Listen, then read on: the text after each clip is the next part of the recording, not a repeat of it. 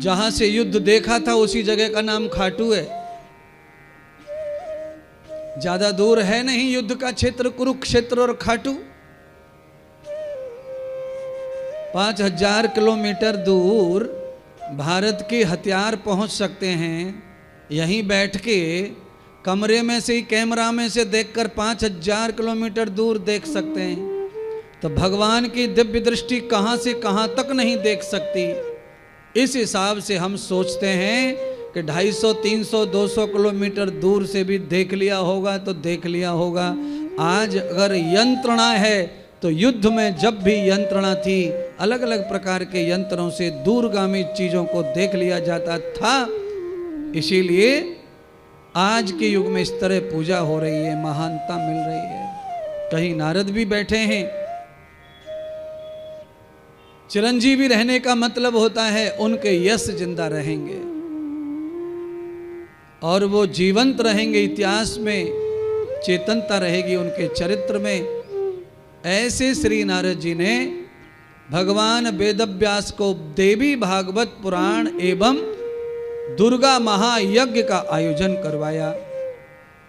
देवी की कथा सुनी व्यास जी ने और दुर्गा माता का महायज्ञ किया।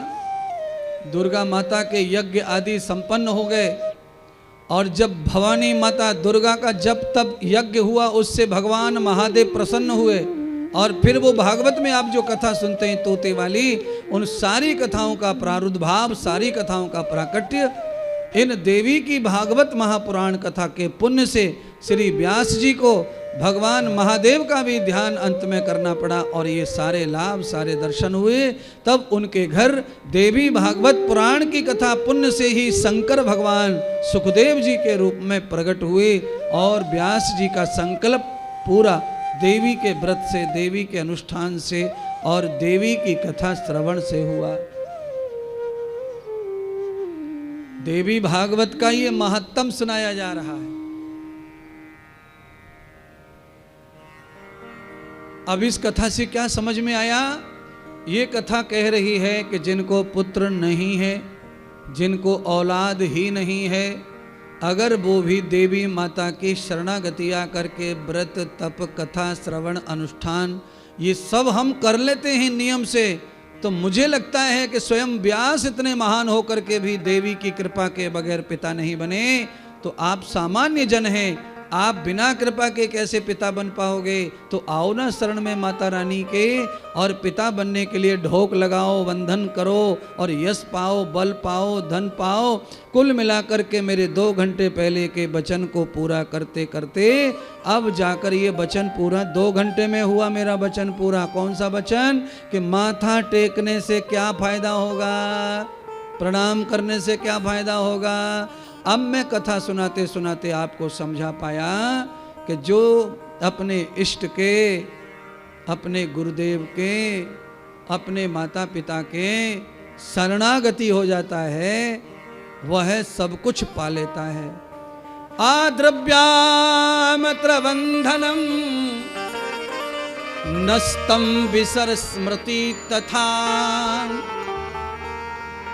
ऐसी आदमी को कभी नहीं भूलना चाहिए। कौन से आदमी को? जिसमें 3 लक्षण मिलते हों। 3 लक्षण कौन से?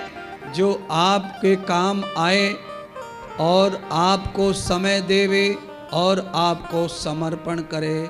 समर्पण, समय और काम आए, मदद में आए, ऐसे आदमी को कभी नहीं भूलना चाहिए।